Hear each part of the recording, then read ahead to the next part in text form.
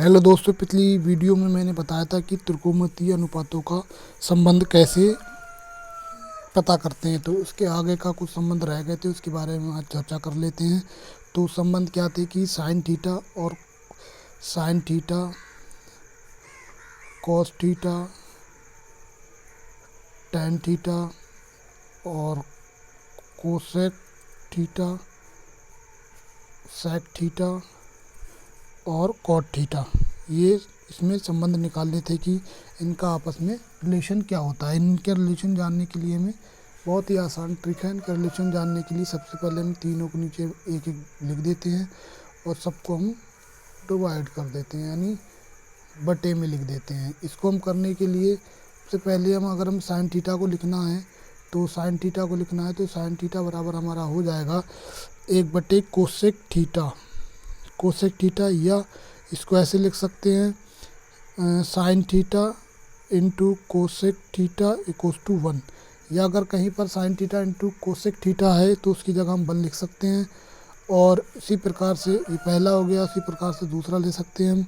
Cos theta बराबर हमारा हो जाएगा 1/सेक थीटा, 1/सेक थीटा, क्योंकि इसका ये उल्टा होता है। अगर हमें कॉस थीटा गुणे सेक थीटा लिखना है, सेक थीटा कोस टू भी 1 होता है। इसी प्रकार से टैन में ले लेते हैं।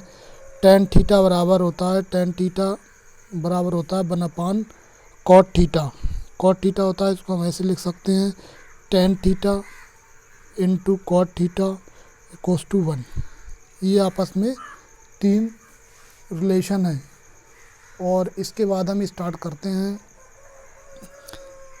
पाइथागोरस प्रमेय। पाइथागोरस प्रमेय क्या होती है, इसके बारे में हम जान लेते हैं। पाइथागोरस प्रमेय, पाइथागोरस थ्योरम, पाइथागोरस थ्योरम क्या होती है, इसके बारे में जान लेते हैं। हिंदी में भी लिख देते हैं पाइथागोरस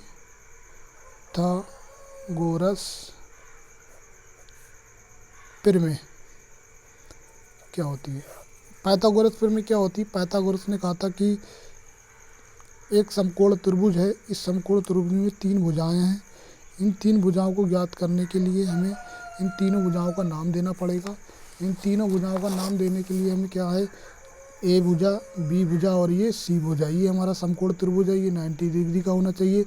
ये 2 एंगल हैं वो 45 के भी हो सकते हैं, 60 और 30 के भी हो सकते हैं, क्योंकि त्रिभुज के तीनों कोणों का योग 180 डिग्री होता है। तो 90 का ये हो गया, 45 के ये कोण हो गए हमारे। इसमें हमारा क्या होता है, पाइथागोरस प्रमेय में एक भुजा का वर्ग शेष 2 भुजाओं के वर्गों के योगफल के बराबर होता है। एक भुजा का वर्ग शेष 2 भुजाओं के वर्गों के योगफल के बराबर होता है। ये हमारा परपेंडिकुलर है, क्योंकि ये हमारा कोण है कोई थीटा, ये हमारा परपेंडिकुलर, थीटा के सामने की भुजा हमेशा लंब होती है और 90 डिग्री समकोण के सामने की भुजा हमेशा हाइपोटेनियस यानी कड़ होती है। ठीक है, ये हमारी पी लंब हो गई और ये हमारा हो गया बेस यानी आधार। ठीक है, इसको हम आधार कह सकते हैं। आधार हो गया यानी आसन्न भुजा। ठीक है, आधार हो गया हमारा। अब इसके बाद हम क्या कर सकते हैं, पाइथागोरस प्रमेय के अनुसार क्या होता है, पाइथागोरस प्रमेय के अनुसार पाइथागोरस प्रमेय। ठीक है, पाइथागोरस प्रमेय क्या है कि एक भुजा का वर्ग शेष 2 भुजाओं के वर्गों के योगफल के बराबर होता है। तो लिख लेते हैं हम, चूंकि एक भुजा का वर्ग शेष 2 भुजाओं के वर्गों के योगफल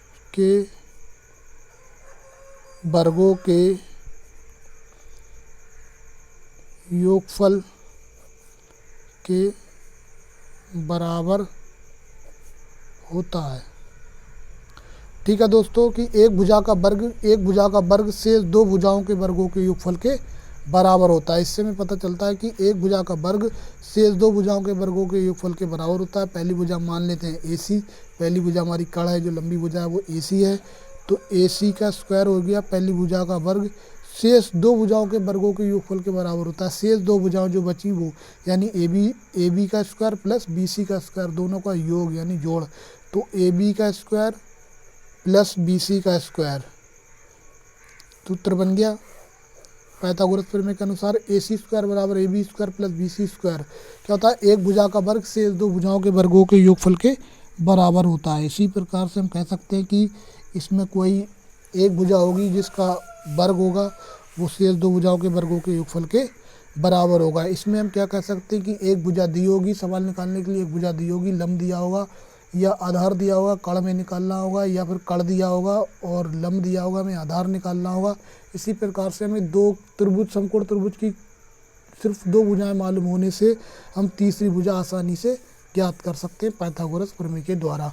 आइए हम देखते हैं कि पहला सवाल पाइथागोरस प्रमेय के अनुसार एग्जाम्पल क्या है। तो एग्जाम्पल है हमारा, एग्जाम्पल है क्या, देखते हैं हम एग्जाम्पल क्या है। पहला एग्जाम्पल हम ले लेते हैं, यदि कौसे बराबर 4/5 हो तो यदि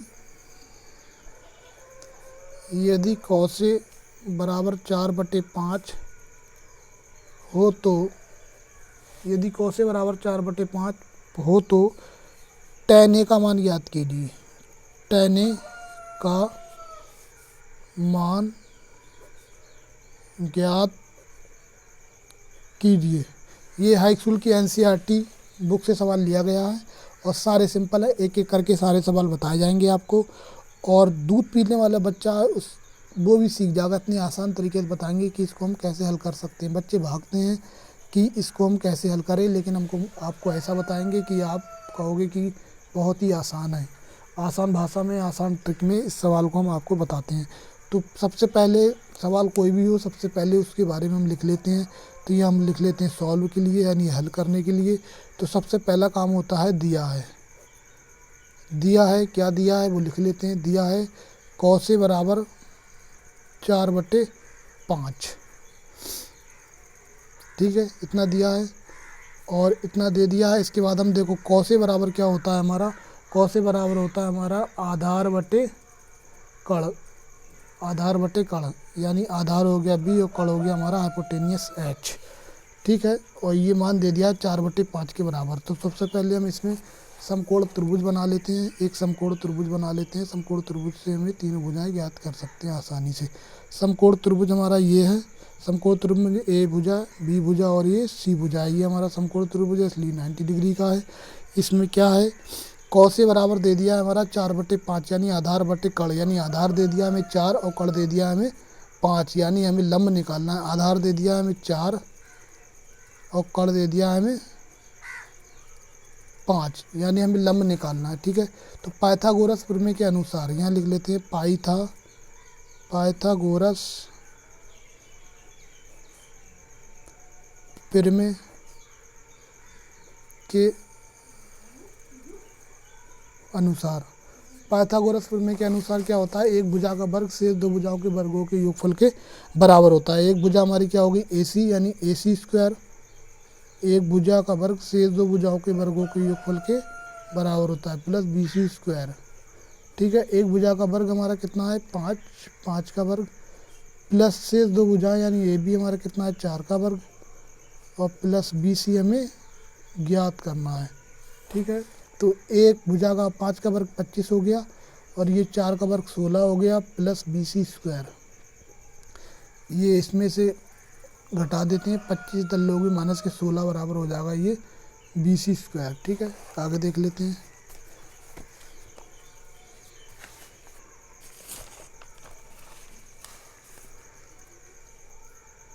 आगे क्या था, ये हमारा 25 - 16,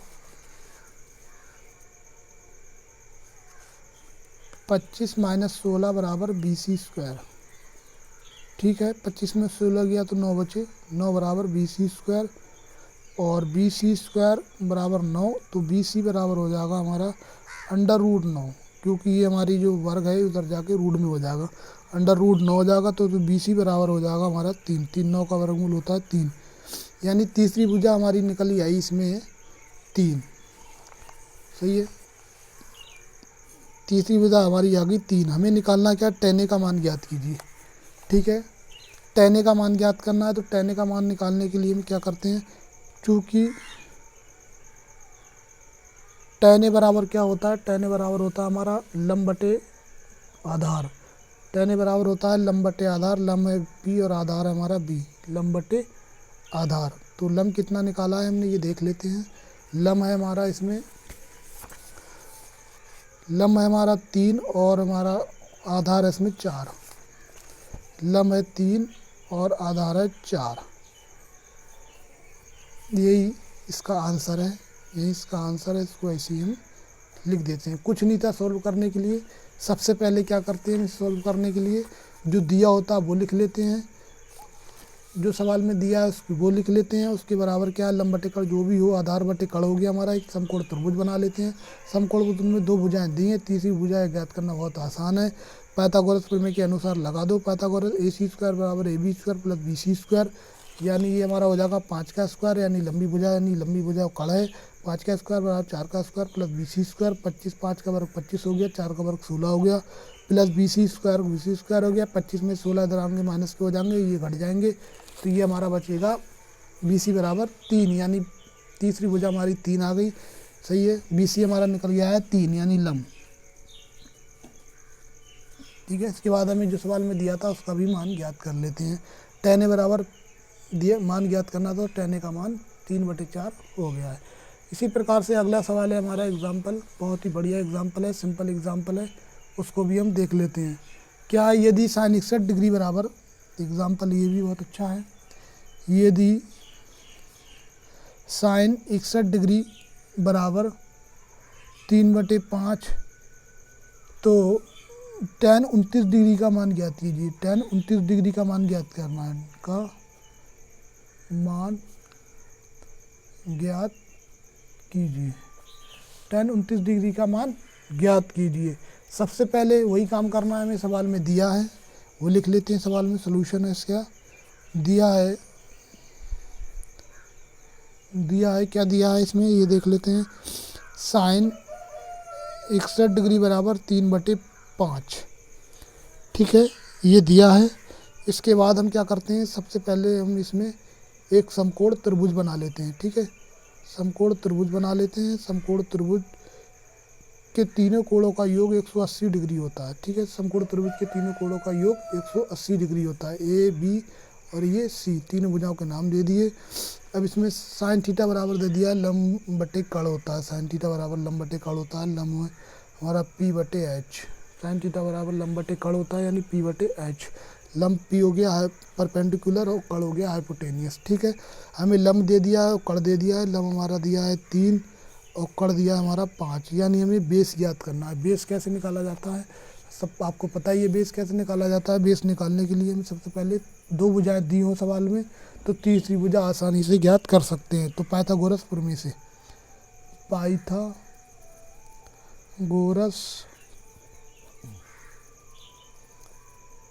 प्रमेय से, ठीक है, पाइथागोरस प्रमेय क्या होती है, एक भुजा का वर्ग शेष 2 भुजाओं के वर्गों के योगफल के बराबर होता है। यानी एक भुजा का वर्ग शेष 2 भुजाओं के वर्गों के योगफल के बराबर होता है। तो लगा दो, AC हमारा कितना दिया है, ये हमारा 61 डिग्री मान है, ये 61 डिग्री का मान पूछा है। तो थीटा के सामने की भुजा हमेशा लंब होती है, यानी थीटा है, थीटा के सामने की, थीटा कोण के सामने की भुजा हमेशा लंब होती है, और 90 डिग्री सामने की भुजा हमेशा कड़ होती है। तो AC कितना दिया है, 5 का वर्ग दिया है, हमें 5 दिया है, और AB हमें निकालना है। ठीक है, आधार निकालना है, प्लस BC हमें दे दिया है 3 का हो गया स्क्वायर। ठीक है, तो 5 का हो गया 25, और ये बराबर AB² हो जाएगा, AB² और प्लस के 3 का हो गया 9, तो 25 - 9 बराबर हो जाएगा AB²।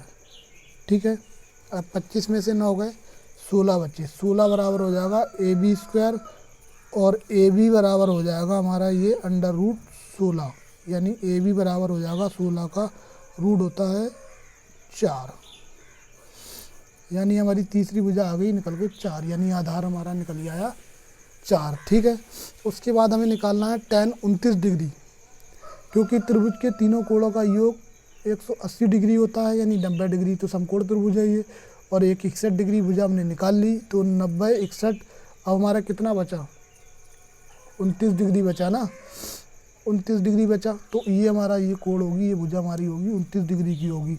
इससे मतलब नहीं रहा। अब हमें 29 डिग्री का मान ज्ञात करना है। चूँकि tan 29 डिग्री बराबर, ठीक है, tan 29 डिग्री बराबर होता है लंब बटे आधार, लंब बटे आधार, लंब बटे आधार होता है, ठीक है। अब देख लेते हैं इसमें क्या होता है। लंब कितना है हमारा, लंब है हमारा इसमें, थीटा के सामने की भुजा हमेशा लंब होती है, तो लंब है हमारा इसमें 4 और आधार है हमारा इसमें 3।